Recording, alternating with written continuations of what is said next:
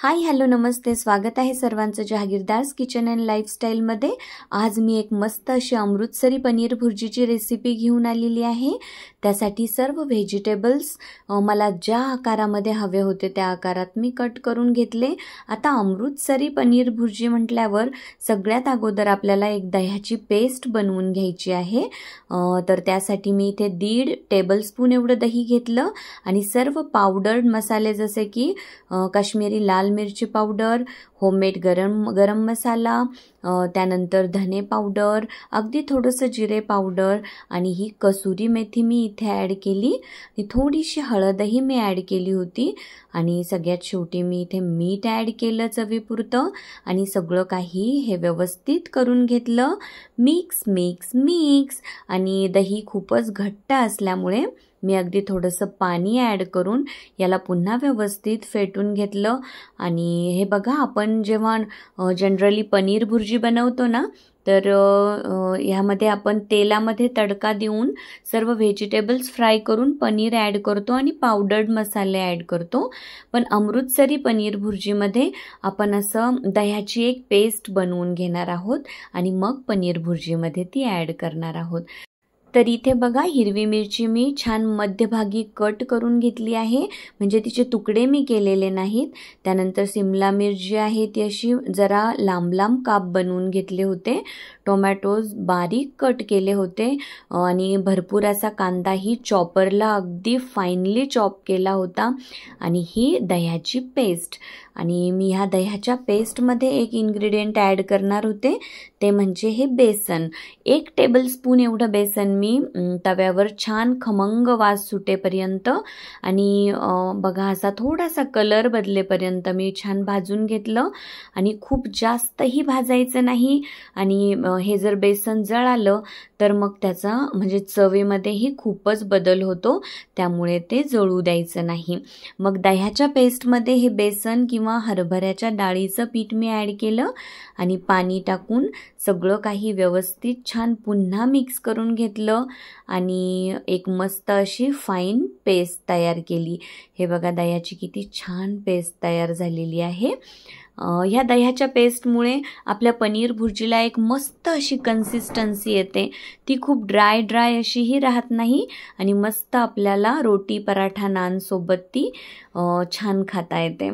तर बघा, इथे मी एका पातेल्यामध्ये तेल गरम करून घेतलं, त्यामध्ये जिरे व्यवस्थित फ्राय केले आणि हा बारीक चॉप करून घेतलेला कांदा मीठ टाकून असा अर्धवट परतला गेला की मी त्यामध्ये मग ही 1.5 चमचा एवढी अद्रक लसूणची पेस्ट ॲड केली, हिरवी मिरची ॲड केली ह्यामध्येच, त्यानंतर सिमला मिर्च, टोमॅटो, सर्व व्हेजिटेबल्स मी इथे ॲड करून घेतल्या आणि असं कांदा अर्धवट परतला गेला की त्यामध्येच मग मी अद्रक लसूणची पेस्ट ॲड करते, कारण तेलामध्ये कांद्याच्या अगोदरच अद्रक लसूणची पेस्ट ॲड केली तर ती खाली पातेल्याला चिकटते किंवा मग जळण्याचीही शक्यता असते।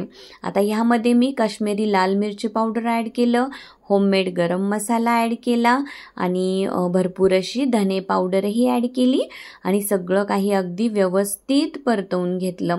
आता बघा, हा माझा होममेड गरम मसाला आहे, त्यामुळे मी कुठलाही पनीर मसाला इथे मला वेगळा ॲड करण्याची गरज नाही पडली। त्यामुळे माझ्या ह्या मसाल्याची रेसिपी सगळ्यांनी बघा आणि हा मसाला नक्की बनवून बघा। तर प्रत्येक डिशसाठी हा ऑल इन वन असा एक मस्त मसाला आहे।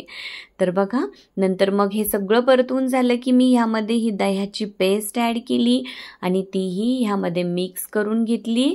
अगदी थोडंसं पाणी ॲड केलं जेणेकरून मसाला खाली पातेल्याला चिकटू नये किंवा मग मसाला करपू नये। तर बघा, मग हे सगळं मिक्स करून व्यवस्थित परतवून घेतल्यानंतर अगदी 2 ते 3 मिनिट्स मी झाकण ठेवून हे सगळं शिजू दिलं। टोमॅटोज आणि सिमला मिर्च मस्त 2-3 मिनिट्समध्ये छान शिजले जातात आणि नंतर मी हे सगळं व्यवस्थित परतवून घेतलं। ह्या पद्धतीने पनीर भुर्जी बनवली ना तर खूपच मस्त लागते, रोटी पराठा नान सोबत तर एकदम झकास लागते। तर बघा इथे हे अर्धा किलो एवढं पनीर होतं, ते मी हातानेच असं बारीक करून घेतलं होतं.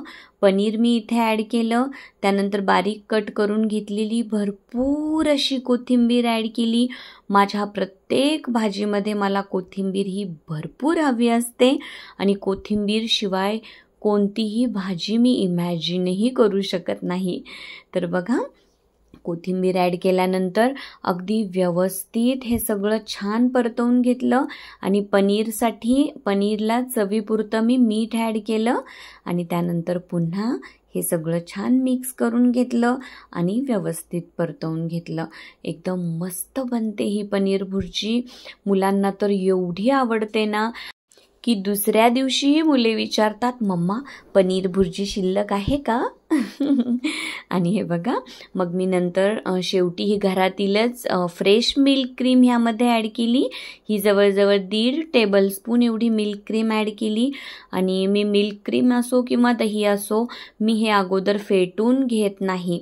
तुम्हाला हवं तर तुम्ही ॲड करण्याच्या अगोदर व्यवस्थित फेटून घेतलं तरीही चालेल, पण मी हे असंच मिक्स करते आणि नंतर झाकण ठेवून पुन्हा मी 1-2 मिनिट ही पनीर भुर्जी होऊ दिली आणि बघा आपली मस्त अशी अमृतसरी पनीर भुर्जी रेडी आहे. आणि प्रत्येक वेळीच रोटी, पराठा, नान बनवणं शक्य नसतं. मग घरातच अशी जी गव्हाची पोळी बनवून ठेवलेली असते तिला भरपूर असं साजूक तूप लावायचं आणि तव्यावर हाय फ्लेमवर मस्त कुरकुरीत अशी ही पोळी भाजायची आणि तीही पराठा किंवा नानपेक्षा किंवा बटर नानपेक्षा अजिबात कमी लागत नाही, एकदम टेस्टी लागते. तर बघा ही रिच अशी अमृतसरी पनीर भुर्जी आणि ही साजूक तुपामध्ये मस्त कुरकुरीत केलेली गव्हाची पोळी एकदम टेस्टी बनते ही रेसिपी. सगळ्यांनी ही रेसिपी नक्की ट्राय करा आणि मस्त मस्त खा, छान छान आनंदी राहा. रेसिपीज आवडत असतील तर माझ्या चॅनलला लाईक, शेअर, सबस्क्राईब करायला अजिबात विसरू नका. मस्त खा, छान छान व्यायाम करा आणि हो आजचा सुंदर दिवस देवाने दाखवल्याबद्दल त्याचे नेहमी आभार माना. Thank you so much.